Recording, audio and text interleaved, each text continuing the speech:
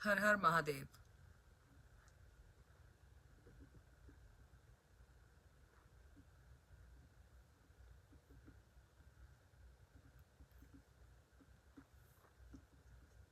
जब आप लोग जुड़ जाएंगे तब मैं अपना टॉपिक शुरू करूंगी। यहाँ मौसम बहुत अच्छा है। कल रात से बहुत बारिश हो रही है। होलिका दहन की पूजा बहुत अच्छे से हो गई। मिडनाइट, पोस्ट मिडनाइट यहाँ पे बारिश शुरू हुई, मतलब कुछ 3 बजे के करीब, शायद 2:30-3 बजे के करीब। और सुबह से घने बादल हैं, तो ये एक अच्छा संकेत है किसी भी पूजा के बाद का कि heavens have heard the prayers। तो मैं रंगों के उत्सव की आपको क्षमा करें बधाई नहीं दे सकती, बिकॉज मैंने इसे अपने लिए ब्लैक होली डिक्लेयर किया है। सो इसीलिए मैं ब्लैक ब्लैक बादल देख रहे हूँ सब बाहर। खैर, थैंक्स फॉर ज्वाइनिंग मी। मेरा आज का टॉपिक जो है वो है एंशिएंट्स आर राइजिंग अगेन। मतलब जो हमारे पूर्वज हैं या हमारे एंसेस्टर्स हैं या हमारे जो डिवाइन एनर्जीज हैं या गॉड्स हैं, जिन्हें हम गॉड्स या डेमी गॉड्स या भगवान की उपाधि देते हैं, ये समय उनके जागने का है। और ये काफ़ी सारे प्रमाणों के साथ में सामने आ रहा है कि ये उनके जागने का समय है। जैसे कि भगवान कृष्ण ने भगवत गीता में कहा था, यदा यदा हि धर्मस्य ग्लानिर्भवति भारत अभ्युत्थानम धर्मस्य तदात्मानं सृजाम्यहम्। जब जब धर्म की हानि होगी मैं पुनः आऊँगा। अब वो किसी भी फॉर्म में आ सकते हैं। इट्स नॉट नेसेसरी कि वो वही बंसुरी वाला बनकर आए या चक्र और गदा हाथ में लेकर के आए। Not necessary.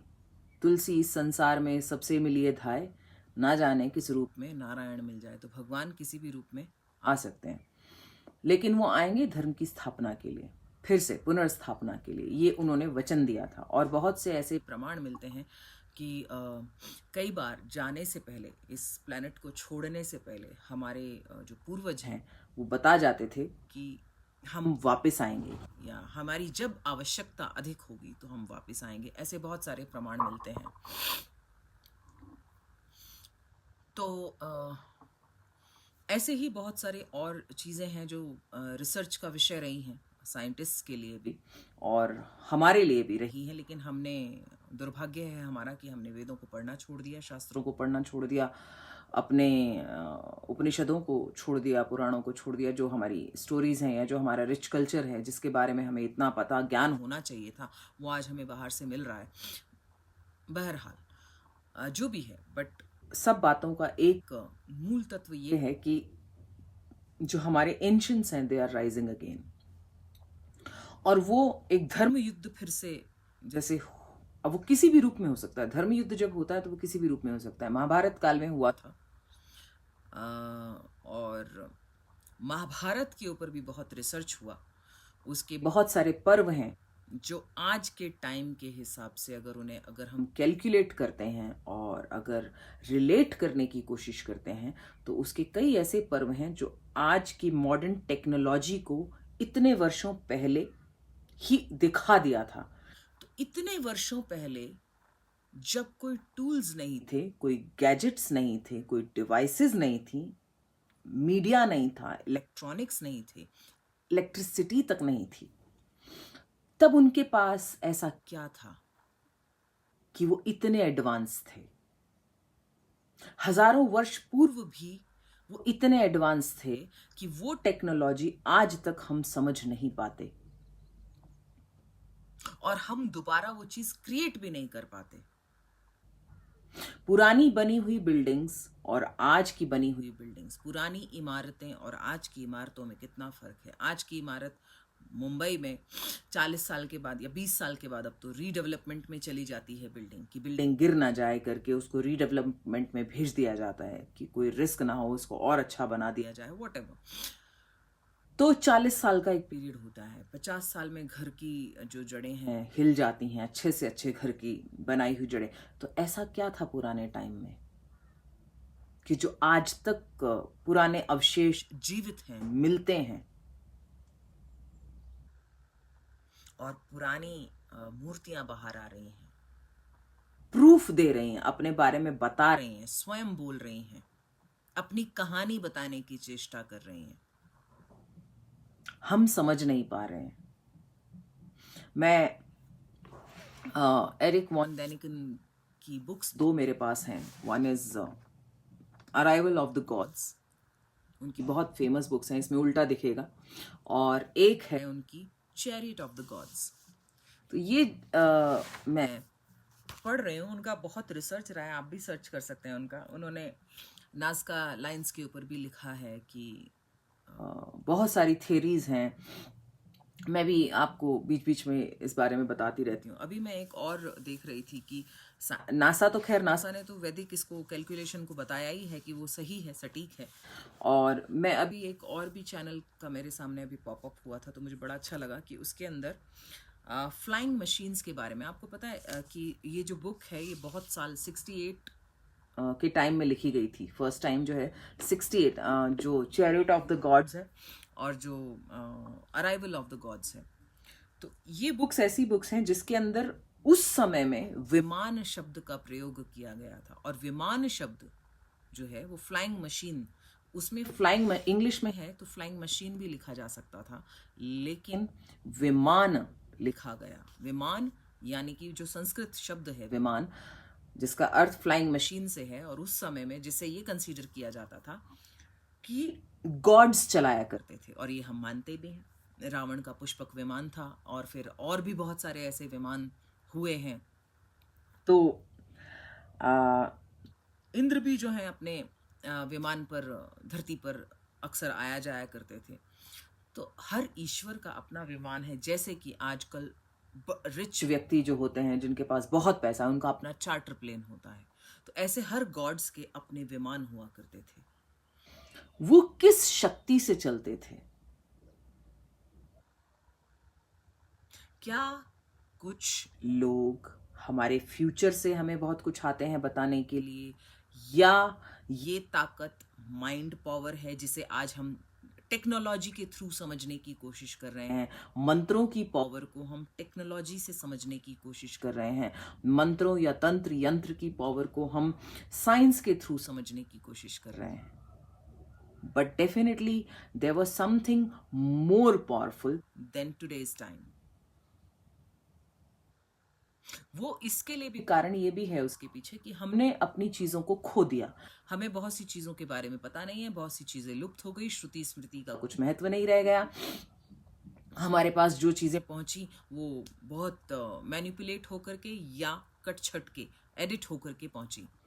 तो हमारे पास ओरिजिनल टेक्स्ट अवेलेबल नहीं है। कई बार लोग पूछते हैं कि तंत्र में ये काम नहीं किया, मंत्र ये काम नहीं किया। बहुत से लोगों के यहाँ पर सवाल होते हैं कि मैं मंत्र बहुत समय से जप रहा हूँ, इसका मुझे कोई फायदा नहीं हुआ। तो उसके पीछे कारण ये भी तो हो सकता है कि हो सकता है वो मंत्र असली ही ना हो। That could be a possibility, another reason कि वो सक्सेसफुल नहीं हो रहा है। हो सकता है जो मंत्र हम तक पहुंचा है वो ओरिजिनल है ही नहीं, तभी तो उसकी वाइब्रेशन वैसी नहीं है, उसकी फ्रिक्वेंसी उतनी पावरफुल नहीं है। बिकॉज वो जो ओरिजिनल मंत्र था वो भी एडिट होकर के हमारे पास किसी और रूप में पहुंचा। Quite possible. तो that could be a reason कि हमारी कई चीजें आज के टाइम में काम क्यों नहीं कर रही है, मंत्र काम कई बार क्यों नहीं करते। तो हमें एक बार फिर से पीछे जाके हिस्ट्री को देखना होगा। हिस्ट्री जो हमारा रिच कल्चर है, हमारे ट्रेडिशंस हैं, हमारे शास्त्र हैं, वेद हैं, पुराण हैं, खोजना होगा कि क्यों ये काम कुछ मंत्र जो हैं वो नहीं करते। लोगों की शिकायत होती है तो मैं आंसर देने की कोशिश कर रही हूँ। Maybe I am wrong, मैं ये नहीं कह रही हूँ कि मैं जो कह रही हूँ वो सही है, बट ये एक पॉसिबिलिटी है कि ऐसा भी हो सकता है। पुराने समय की जड़ी बूटियां भी अवेलेबल नहीं है आज। पुरानी चीजें ओरिजिनल, जेन्युइन, ऑर्गेनिक हुआ करती थी, क्या आज है? जेनेटिकल कितने सारे चेंजेस आए हैं, हमारी कितनी सारी सभ्यताएं जमीन में गड़ गईं, सिविलाइजेशंस आई और गईं, कितनी सारी चीजें उसमें खत्म हो गईं। तो हमारे पास से वो जो हमारा एक ट्रेजर था, नॉलेज का ट्रेजर था, वो कहीं ना कहीं खो गया। तो अब हमें मुझे लगता है करना ये चाहिए कि हम सबको, जो भी अगर अपने सिस्टम को बचाना चाहते हैं, I would say that is the right word, I would not से हिंदू सनातन या any word, I would say अपने सिस्टम को जो भी बचाना चाहते हैं उन्हें बैक जाना होगा थोड़ा सा, और थोड़ा रिसर्च करना होगा, थोड़ी मेहनत करनी होगी। क्यों आज हम मंत्रों की पावर इस्तेमाल कर सकते हैं? उस समय पर न्यूक्लियर वॉर हुआ करती थी, जिसका महाभारत में उल्लेख है, जिसके ऊपर साइंस रिसर्च कर रहा है, साइंटिस्ट जिसके ऊपर खोज कर रहे हैं, महाभारत में लिखे गए जो पर्व हैं उनके ऊपर, कि ऐसा क्या था। रावण संहिता के अंदर भी तंत्र से जो बॉम्ब्स हैं उसके बारे में उल्लेख है कि वो एनर्जी को किस तरह से वाइडन करता था और उसका अटैक करता था, जिसे हम कॉस्मिक एनर्जी के नाम से भी जानते हैं, जो कि जो कराटे आई गेस शंभाला जो यूज करते हैं, I don't remember that word. तो उसमें उस एनर्जी का प्रयोग सिखाया जाता है। हीलिंग टेक्निक्स जो हैं वो भी एनर्जी से जुड़ी हुई हैं। मैंने पहले भी उल्लेख किया था, जैसे कि अब मान लीजिए ये क्रिस्टल है, ये मुझे गिफ्ट मिला है, हमारे नेबर ने दिया है, वो इसका काम करते हैं, जो सिडू जिन्होंने बना के दिया था, तो उनके जो हस्बैंड है उनसे मुझे ये मिला, उन्होंने गिफ्ट किया मुझे। तो ये आप देख रहे हैं, इसका फॉर्मेशन बिल्कुल अलग सा है। अब अगर मेरे पास मंत्र सही है, पुराने समय में राख देने से भी सामने वाले का काम हो जाता था, आज क्यों नहीं होता? तो उसमें बहुत सारे फैक्टर्स काम कर रहे हैं। एक फैक्टर नहीं है कि अरे साधु लालची हो गया या अघोरी लालची हो गया, तांत्रिक। It's not only that factor, that is energy exchange. आप किसी से कुछ काम करवा रहे हो, उसके बदले में आप उसे कुछ दे रहे हो, ठीक है, that's something else. We are talking something else now, we are talking about the energy, nuclear war, पुरानी चीज़ें जो हमारे हाथ से चली गई हैं, why they are not working today in today's time, why they are not applicable. साधु से तो सब उम्मीद करते हैं कि साधु ऐसा होना चाहिए, वैसा होना चाहिए, वो मैंने लिखा है, लेकिन अपने शास्त्रों को भी जाके ज़रा देख लो भैया, उनको भी पढ़ लो थोड़ा सा। तो पुराने समय में ऐसी ही किसी भी चीज़ को, किसी भी मतलब किसी भी चीज़ को मंत्रों के द्वारा अभिमंत्रित करके चार्ज किया जाता था, जिसे हम आज कहते हैं एनर्जाइज करना, ब्लेस करना, इनकैंट करना।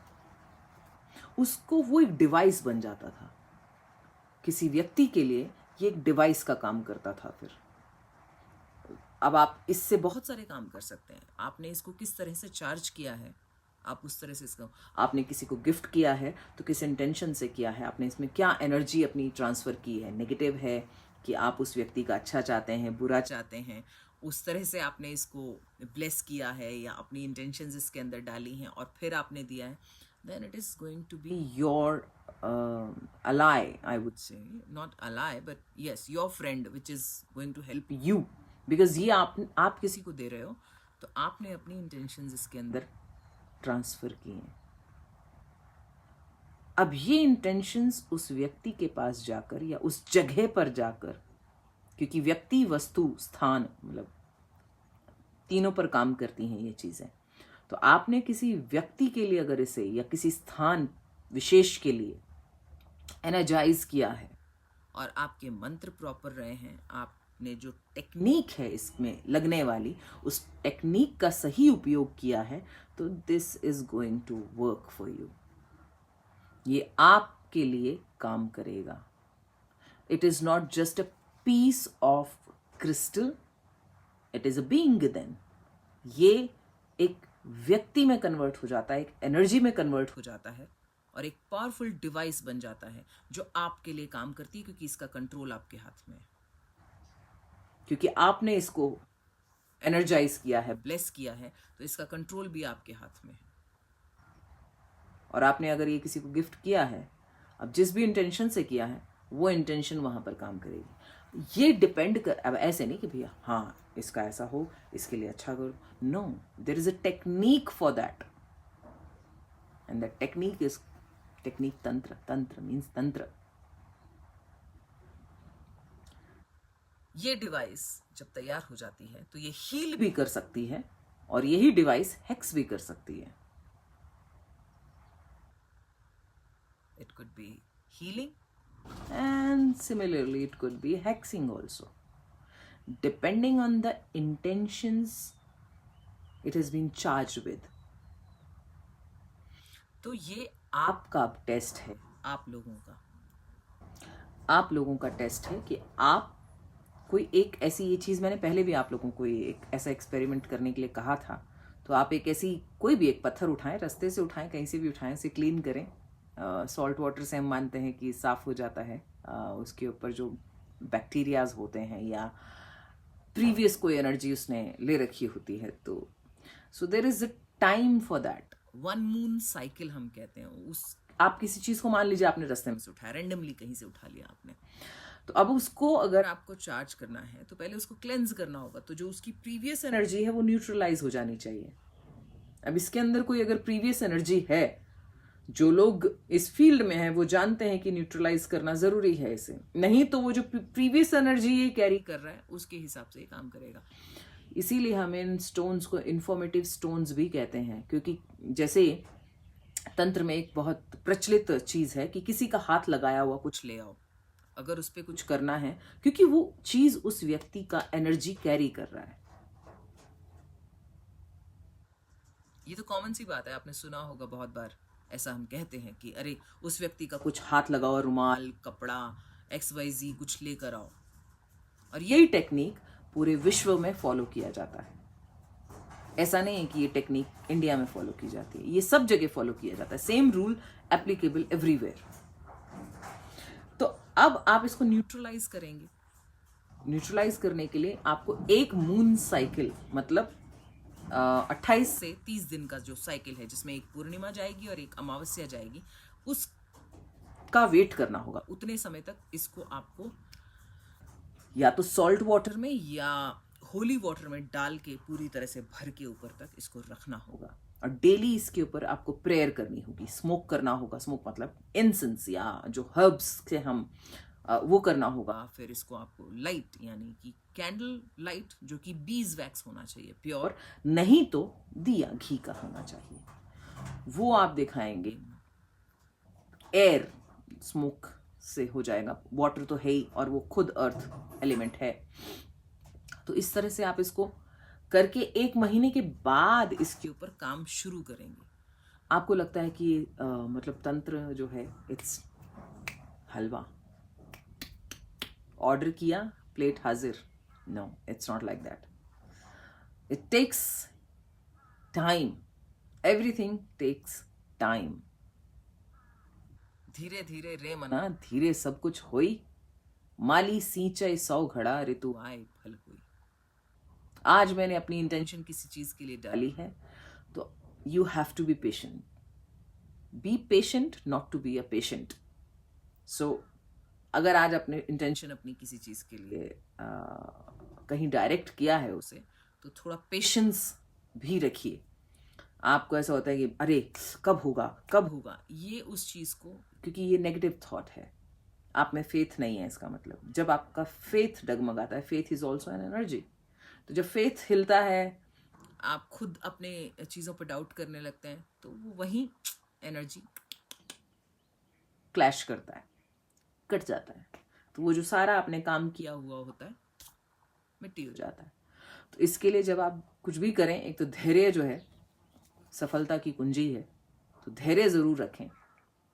दूसरी चीज़, अपनी जब आप इस पे फोकस कर रहे हैं तो इसी पे फोकस रहें, दूसरे थॉट्स को ना आने दें। बेहतर है कि इन टेक्निक्स को करने से पहले आप इसको प्रॉपरली सीखें, और पेशेंस होना और प्रॉपरली सीखना आपको सक्सेस के दरवाजे तक ले जाता है। आधी अधूरी जानकारी से आप लोगों को रिजल्ट्स नहीं मिलते और उस वजह से फिर आपका फेथ डगमगाता है, जबकि ऐसा नहीं है। इसे बैठ करके प्रॉपरली सीखना पड़ता है। टेक्निक्स हैं, टेक्निक्स को प्रॉपरली सीखिए, इंस्टेड ऑफ कि आप उस पे पहुंच जाते हैं फटाक से जजमेंट पे कि अरे मैं तो इतने समय से मंत्र जप रही हूँ या जप रहा हूँ, ये काम नहीं करता है, ये मंत्र कुछ नहीं होते। नहीं, बहुत सी चीज़ें लुप्त भी हो गई हैं, लेकिन स्टिल देयर आर टेक्निक्स। तो जो हमारे पास बचा है उस पे हमें काम करना है, और जो कहीं खो गया और जिसके मिलने के चांसेस हैं तो उसे हमें खोजने का प्रयास करना है। तो बस यही कुछ डिस्कशन करना था मुझे आपसे कि हमारे जो पूर्वज हैं, इसीलिए आप इतना एनवायरनमेंट में, इतना लोगों के अंदर चेंज देख रहे हैं, because ancients are rising and they are giving proof. वो बार बार अपना प्रूफ देने की कोशिश कर रहे हैं कि हम लोग वापस आ रहे हैं। Try and understand and respect the science you are getting.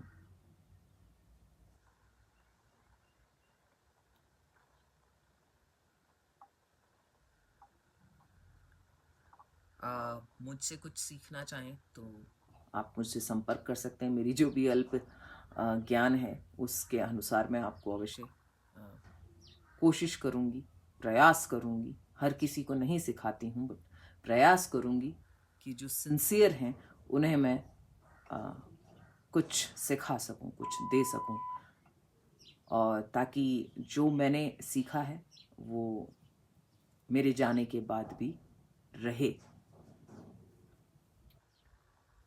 और आई होप कि आप लोग जो हैं, जो मैं बोल रही हूँ उसे समझने की कोशिश करेंगे, चेष्टा करेंगे, और नहीं भी करेंगे तो कोई बात नहीं। मुझे अपना पॉइंट रखना था। I just did that. Thank you so much for listening and watching me. हर हर महादेव। जय भवानी, जय भारत।